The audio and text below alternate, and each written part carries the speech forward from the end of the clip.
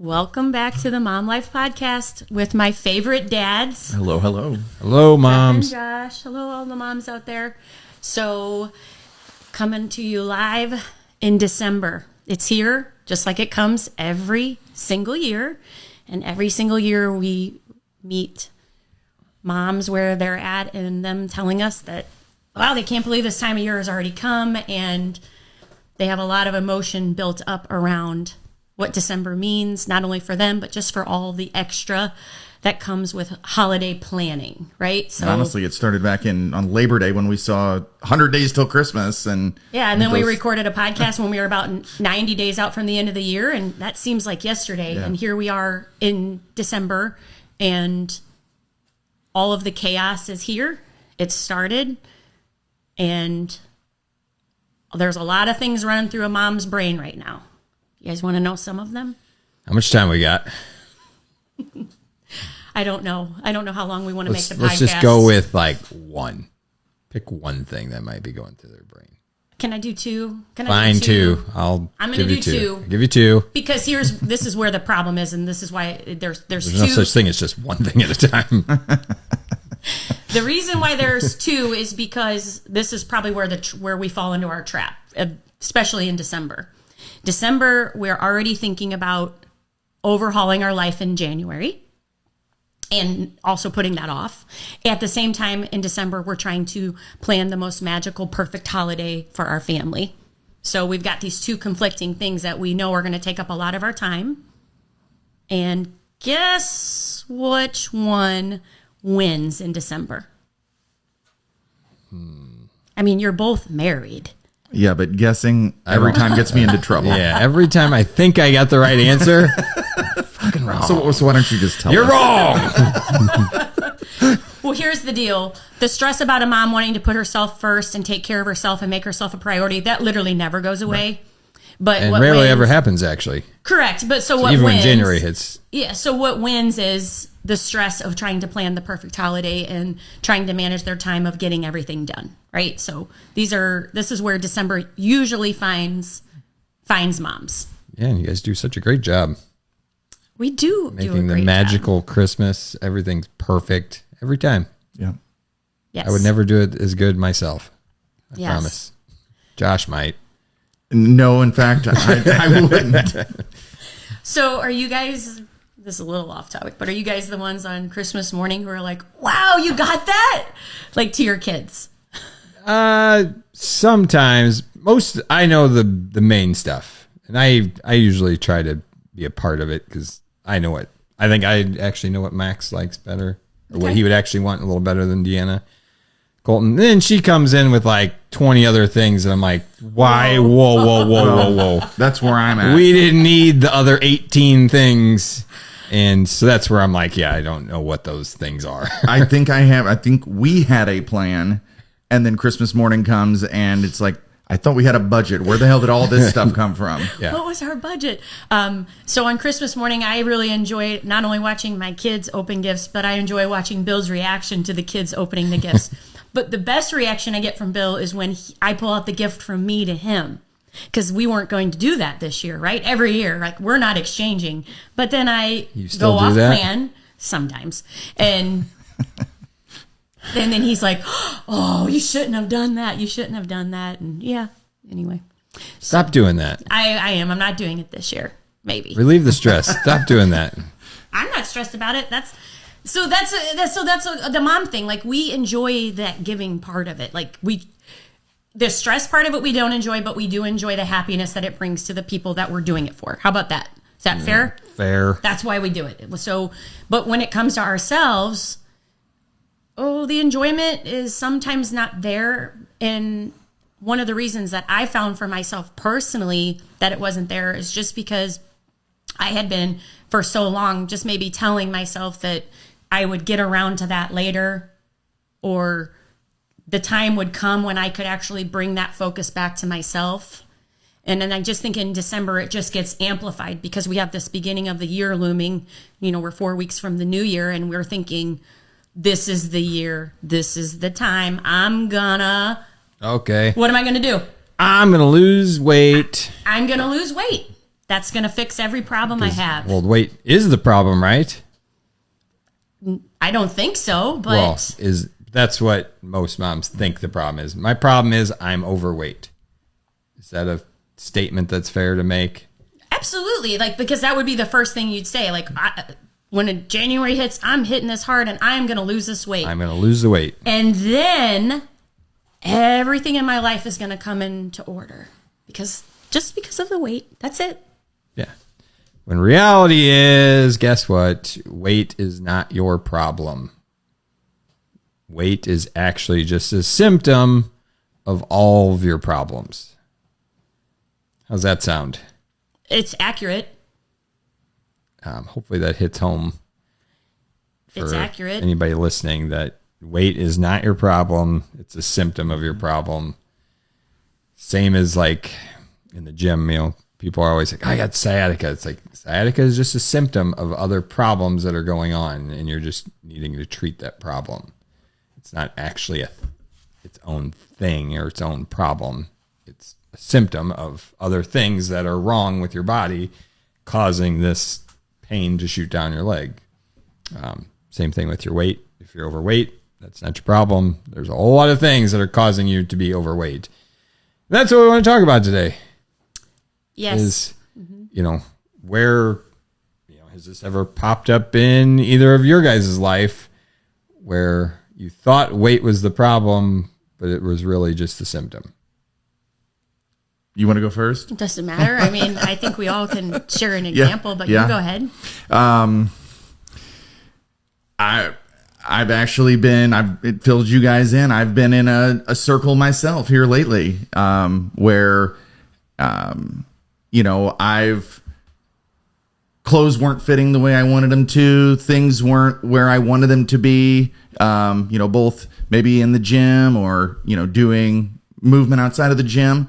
And your first turn is to, the scale isn't where I want it to be. And in fact, it wasn't that, maybe the scale isn't where I want it to be, but I wasn't doing the things to make it better. And so it takes that, okay, what's my schedule look like? Where are my priorities? Am I doing all the things? What'd you find out? That I was telling myself some stories that weren't going to get me where I wanted to be. And so I told Tina on one of our walks here recently, that it took our conversation back in September when you had a reset, and I went home, looked in the mirror and thought, I need that same reset. So it's been about 6 weeks now, and hitting that reset button, calling myself out on some of the bullshit that I had some stories that I was telling, that I was telling myself I was doing the things that I wasn't really doing. And so for 6 weeks or so now, I've been doing those things. And I guess the biggest question, the scale aside, how do you feel from making the changes that the scale showed up how it did? Yeah. But you did something if it's changing, you're doing something. So how does it feel to be doing those things? Oh, it feels great. I mean, the energy, I can tell that just something as simple as, I'm pretty regular with my sleep, but my sleep wasn't as quality. The sleep is like I wake up more rested. I may be laying in bed the same amount of time, but the quality of sleep is better. My quality of movement during the day is better. Probably back to I'm doing the things in the kitchen. I'm eating better because I'm not cutting myself that slack that I had just let slip over time. No, I mean, that makes 100% sense to me. So anytime in the past that I've tried to lose weight, and I was on a weight loss journey, about 10 years ago, I kind of went back in time and I'm like, when did things all start changing? But prior to starting that weight loss journey, I was always on a weight loss journey, but I was spending so much energy thinking about being on a weight loss journey. I wasn't actually doing anything to lose weight. I just wanted the number to change. And then I thought that was going to fix everything. But it turns out all of those boring daily habits that I'm always preaching about, I wasn't doing any of them. So there was no expectation for me to actually have it, except for the fact that I spent so much mental energy telling myself a story about wanting to get to weight loss. So there, and then now full circle, I've had, lots of years to reflect and lots of times to practice those boring habits. But back then I didn't actually want weight loss. I wanted to stop feeling not confident and like saying no to social events or to not want to play in the yard with my kids or do anything active with them because I didn't feel like it. My body didn't feel like it. It was kind of tired and I kind of felt not sick all the time, like sick, I need to stay in bed, but I literally just felt like sick and tired of being sick and tired. Like that's probably the best way to describe it. So while the weight loss was something that definitely was going to help with those change things, focusing on just weight loss got me nowhere. And I could start feeling more confident. I could start doing things with my kids and saying yes to myself and doing the things that I actually wanted to do when I started focusing in on myself and what I was doing on a day-to-day basis instead of looking at it like this far away, unreachable goal. And those are the thoughts that got me nowhere. Those are the thoughts that get everybody else nowhere. That's always on this never-ending weight loss journey. Is not, again, it's just revisiting, just constantly going back to my problem is that I'm overweight versus all the little problems that you have that are causing you to be overweight, and reframing that. And if you can learn to if you can teach yourself to reframe that scenario every time if you're using the scale, which, we preach, if you can get away from it until you correct the problems. Once you get the problems corrected, then it's okay to get back on the scale, because then you can start to tweak those problems that you fix to make sure that they're actually aligned with actually helping you lose weight and fix the symptom.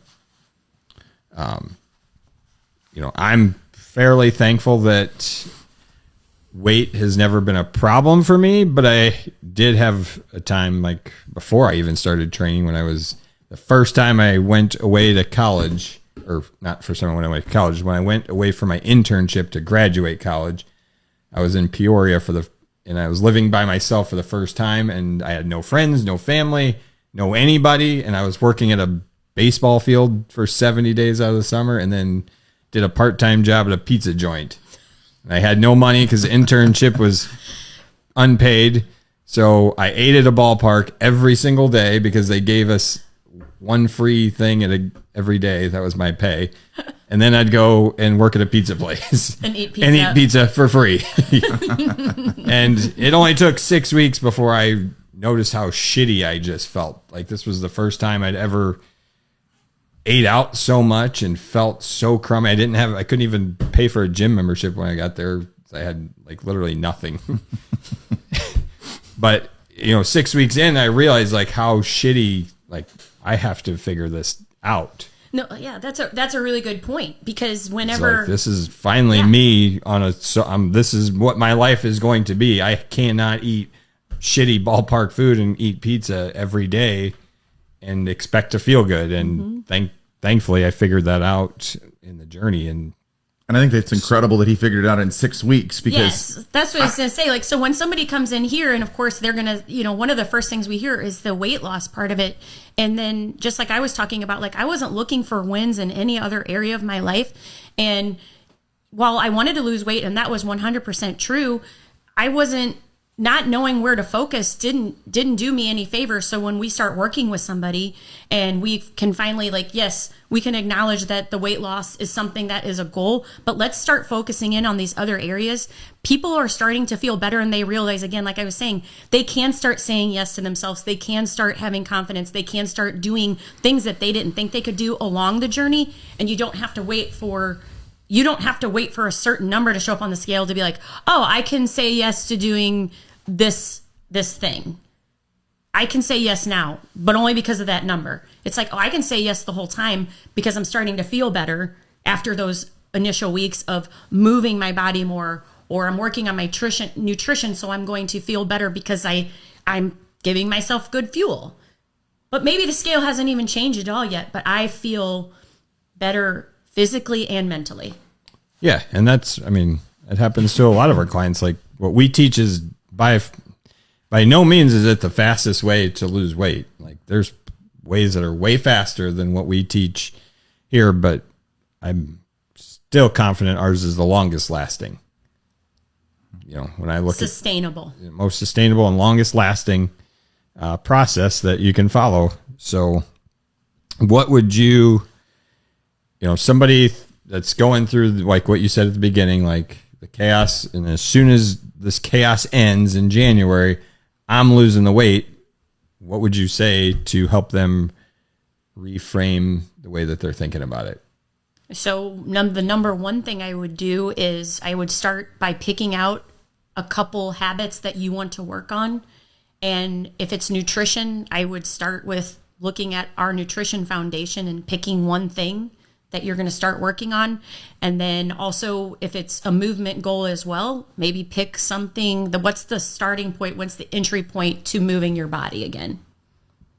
Keeping it really simple, doable, and something that even on your worst week can happen. Josh, you got anything? I think she nailed it. Keeping it simple, keeping something that you can repeat, and don't try to do too much because you want to start gathering wins, you know. So maybe it's just water. Maybe it's just walking for 10 minutes. You know, wherever you're at, find, you know, what can you do? Yeah. Meet yourself where you're at. If you are not eating fruit, you're not going to commit to eating 2 pieces of fruit every day for 31 days in January, or 30. Is it only 30? 31. 31.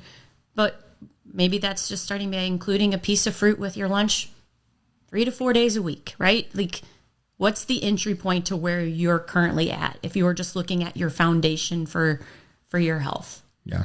And I would say maybe even go one step, or it'll go hand in hand with our foundation, is just start identifying your problems. Mm-hmm. Like start with what is my actual problem? Like, wait, what could you do with those problems? What could you do with those? I could write my problems down.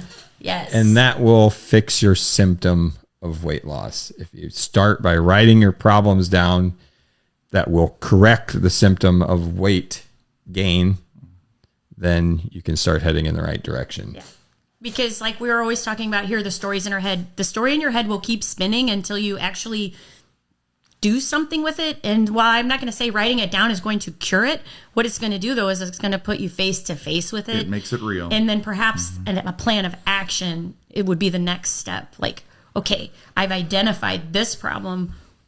What's the number one step that I can do to take action and start correcting this problem so that I'm not just sitting here thinking about it constantly? Yeah. And especially if you know you're going to wait till January, which I get at this point. It's already December. You have a lot of family. Like, do you really need to add the stress of trying to make the changes right now?